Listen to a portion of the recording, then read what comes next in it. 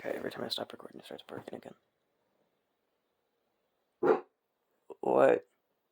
Why are you freaking out?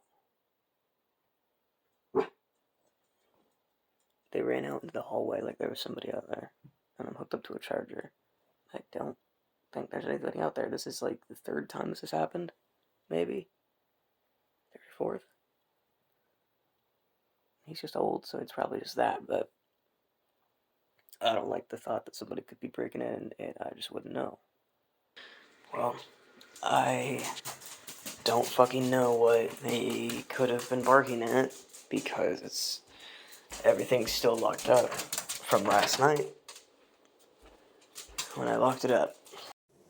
I'm making ramen, so that's gonna be egg, hoisin, Kewpie mayo, sesame oil, flavoring oil, sriracha. I think this might be the original kind before they fucked it up. Great value soy sauce, garlic and onion powder.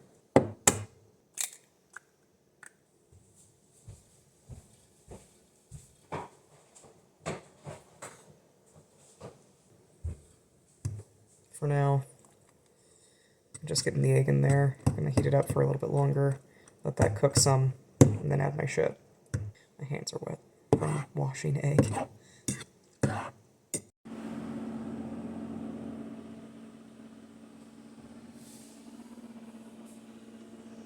Just looking at my hands. You want to say anything to the camera? No?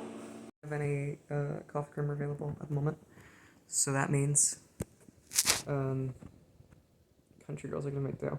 Absolutely no visible color in this. I wish I could have put green onion in here, but we don't have any. I did put sesame seeds in here too, so that's, I lied about that. Also, cheating, we got cappuccino cups, which I didn't realize, so.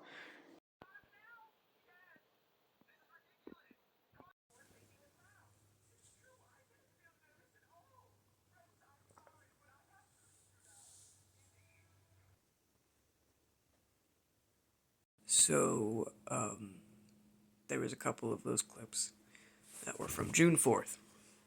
And then the others were from the 11th. It is the 20th. I got home on the 14th. I didn't know about those clips just because I didn't ever go through my phone. Well, I went through recently to delete some shit because I'm running out of storage space. And I saw those clips and I was like, what the fuck is this? Because I forgot I recorded them, I guess. And then in the very last video that you see there, I'm writing in a journal that I have. And this is, I found the page. And it does read, "We saw it again, and the dogs did too. Out of the corner of my eye while I made food, it just fucking stood there. I recorded and eventually went away. When I try to catch it on camera, it leaves more frequently record in general. I feel like I see it as soon as we stop. Damned if we do, damned if we don't." That's dated 6/11/24. Fucking whatever. And I only knew to look for this because of that video. I already have told everybody I struggle with my fucking memory. A couple days ago, I don't actually, funny enough, I don't even fucking remember. We woke up in the middle of the fucking gravel pathway down a road that I'd never been on. I haven't always lived here. I recently moved here. Fucking whatever. Thankfully it was a maybe 20-minute walk, which really fucking sucked in 88-degree weather, by the way, in long pants. But that being said, it was a 20-minute walk. I made it. I got through. It was fine. I got back home, talked to my mom, and she was a mix of concerned and kind of pissed off. Fucking whatever. When I was a kid, I used to do this thing that was referred to as just going on a walk. And I would get up, and I guess it was relatively normal times of day, so it wasn't like in the middle of the night a lot. At least like at first, it would be me doing normal shit like going to the mall, and then not knowing why I was at the mall suddenly in uncomfortable clothing. I eventually, especially as I got older, I started doing it at night. And so I started coming up with these stories about something I would see in my room. And I think it was just like a way to make sense of it, you know?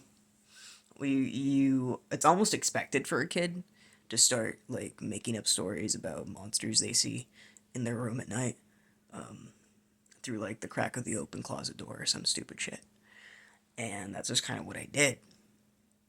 And I think over time, in an attempt to contextualize some of the shit that was going on in my head, blaming it either on religious factors because I was indoctrinated, or blaming it on things I saw on TV, nightmares and stuff. I thought that it was less embarrassing because at least then it was normal. But the issue is that eventually, after doing that, I think I tricked my brain into thinking that I actually did see it. And now it's just an issue that I have, where I'll think I'm seeing something that's not actually there, just standing in the corner of my eye. And I will not name it ever. That is a rule that I have. When I was a kid, the first time that I went inpatient and I tried to talk about this to a doctor, I was basically told that it was a hallucination because of trauma, because of whatever. And on the paper they gave me, the diagnosis said depression with psychotic.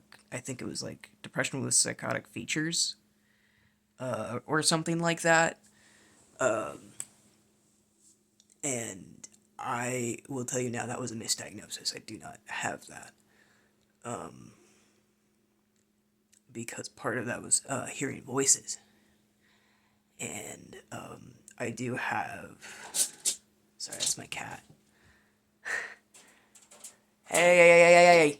I do have these issues seeing things that aren't there. However, the voices that I was hearing were people. And that's the thing they didn't want to really take seriously for a really long time. So that I was put on antipsychotics really early. I was put on a medication called Risperdal, which was for premenopausal women, by the way. And I... It just kept getting worse because the blackouts then on antipsychotics made it worse. And I haven't wanted to talk about it really because it freaks me the fuck out.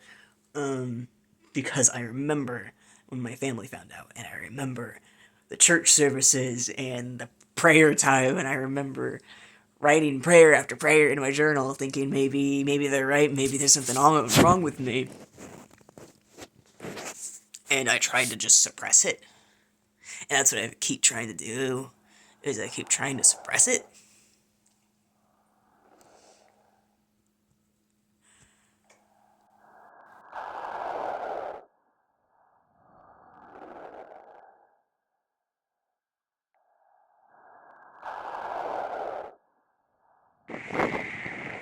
So,